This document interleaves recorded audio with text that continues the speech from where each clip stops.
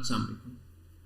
پاکستان میں پچھلے کچھ ماہ سے آڈیو ویڈیو لیکس کا جو معاملہ چل رہا تھا اس پہ ہم نے صاحبزادہ امانت رسول صاحب کے ساتھ گفتگو کی تھی اور بنیادی طور پہ یہ سمجھنے کی کوشش کی تھی کہ اخلاقی اور مذہبی اعتبار سے ایسا کرنا بہتر ہے نہیں بہتر، اور اس کو ہمیں کس طرح سمجھنا چاہیے یا کس طریقے سے ان چیزوں کو ڈیل کرنا چاہیے۔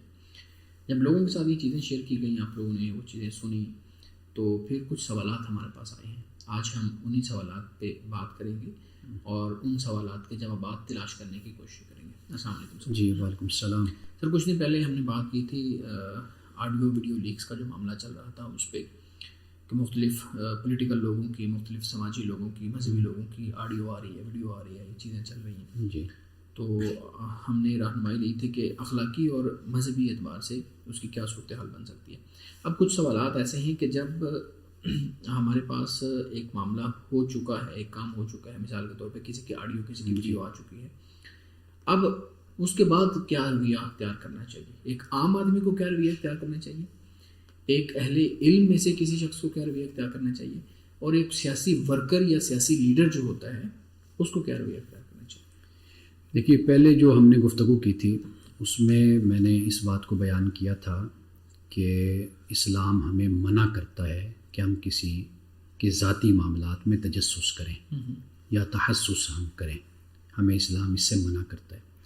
جب یہ ہم نے پروگرام ریکارڈ کیا اور جب دوستوں تک یہ پہنچا، تو چونکہ ہمارے ہاں جو دوست ہیں وہ آپ کو معلوم ہے سیاسی حوالے سے تقسیم ہوتے ہیں، کوئی کسی جماعت سے، تو بعض دوستوں کی طرف سے بڑا شدید یہ رد عمل آیا کہ آپ نے تو بالکل ہی معاملہ جو ان سا ہے وہ ایسا کر دیا ہے کہ جو ویڈیو لیک کر رہا ہے یا جو دیکھ رہا ہے وہ گناہ گار ہو گیا، جس نے یہ کام کیا اس پر تو آپ نے بالکل ہی بات نہیں کی اور آپ نے اس کو چھوڑ دیا۔ تو حالانکہ بنیادی بات یہی ہے جو ہم پہلی ویڈیو میں کر چکے ہیں۔ تو اس لیے معاشرے جو کھڑے ہوتے ہیں وہ اسی پر ہی کھڑے ہوتے ہیں کہ ہمیں کسی کی ذاتی زندگی، ذاتی معاملات میں ہمیں دخل اندازی نہیں کرنی چاہیے، اور اس بارے میں ہمیں کوئی بھی ایسی وہ جو چغل خوری والا طریقہ ہوتا ہے وہ ہمیں اختیار نہیں کرنا چاہیے۔ یہ بنیادی بات ہے، یہی میرا اخلاق ہونا چاہیے، یہی آپ کا اخلاق ہونا چاہیے، یہی سب کا اخلاق ہونا چاہیے۔ ایک بات تو یہ ہوگی۔ اچھا، دوسری بات جو آپ نے کہی ہے وہ یہ ہے کہ جب ایسا کچھ ہو جاتا ہے، رسول اللہ صلی اللہ علیہ وسلم کی ایک حدیث ہے کہ آپ نے فرمایا کہ جو تم خود اندر ہوتے ہو کمرے میں یا گھر میں، وہ تمہارا اور تمہارے خدا کا معاملہ ہے، صحیح، لیکن جب مجھ تک بات پہنچے گی تو پھر میں اللہ تعالیٰ کا جو حکم ہوگا اس کے مطابق اس کا فیصلہ کروں گا۔ آپ علیہ الصلوۃ والسلام نے یہ بات کیوں فرمائی؟ اس لیے کہ آپ جہاں اللہ کے رسول اور نبی آپ تھے، وہاں پہ آپ ایک منصف بھی تھے نا، آپ جج بھی تھے، آپ سپہ سالار بھی تھے، ریاست کے سربراہ بھی تھے، تو پھر وہ جو قانون ریاست کا ہوتا ہے اس کے مطابق پھر اس کا فیصلہ کیا جاتا ہے۔ تو رسول اللہ صلی اللہ علیہ وسلم نے یہ فرمایا کہ مجھ تک جب تمہاری بات کوئی پہنچے گی تو پھر میں اس کی قانون کے مطابق اور اللہ کے حکم کے مطابق میں اس کا فیصلہ کروں گا۔ یہ سب سے بڑی بنیادی بات ہے۔ اب معاملہ ہمارے ہاں یہ ہے کہ آپ دیکھیے کہ کوئی بھی مسئلہ ہو ہمارے ملک میں، ہم اپنی وابستگی کی بنیاد پر خاموش ہو جاتے ہیں۔ یعنی مثال کے طور پر کسی بھی شخص پر اگر الزام آتا ہے، آپ سیاست کو کچھ وقت کے لیے ایک طرف رکھتے ہیں، آپ یہ دیکھ لیجئے کہ مذہبی معاملہ بھی ہو یا ہمارا کوئی خاندانی مسئلہ بھی ہو، جو بندہ میرے قریب ہوگا اس کی اگر کوئی غلطی ہوگی، کوئی چوری ہوگی، اس کا کوئی برا کام ہوگا تو اس پر میں بالکل ہی خاموشی اختیار کر لوں گا۔ لیکن اگر کوئی میرا مخالف رشتہ دار اور کوئی میرا مخالف ہوگا تو اس کی اگر کوئی بات مجھے مل جائے گی تو میں اس کو بہت زیادہ لوگوں میں پھیلاؤں گا اور اس پر لوگوں سے بات کروں گا، گفتگو کروں گا۔ ہمارے ہاں یہ رویہ پایا جاتا ہے۔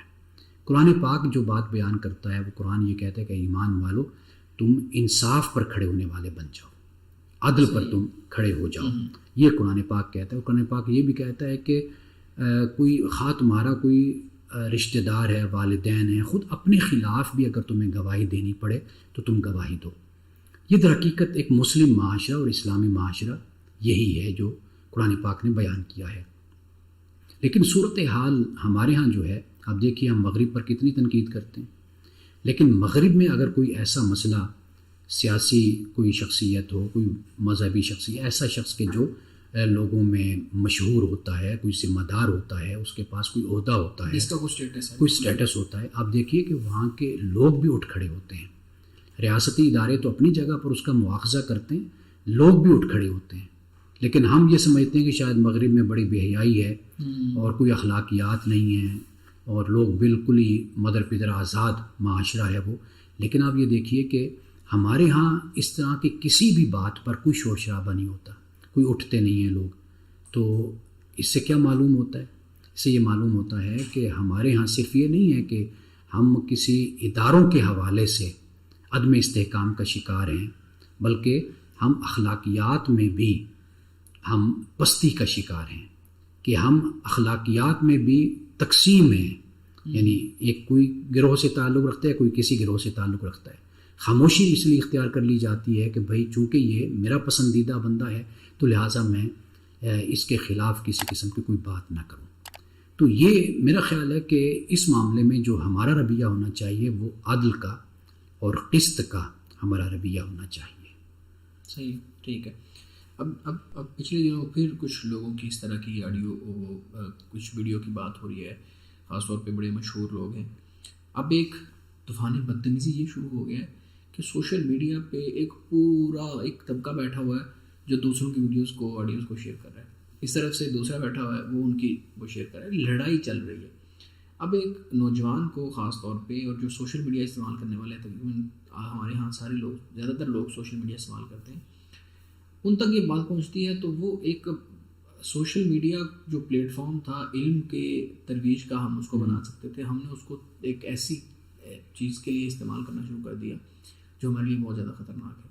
اور مجھے محسوس ہوتا ہے کہ ہماری اگلی جو نسل ہے وہ بڑی مشکل ہو جائے گا ان کے لیے ان چیزوں میں فرق کرنا کہ کیا ہم نے سوشل میڈیا سے لینا ہے اور کیا نہیں لینا.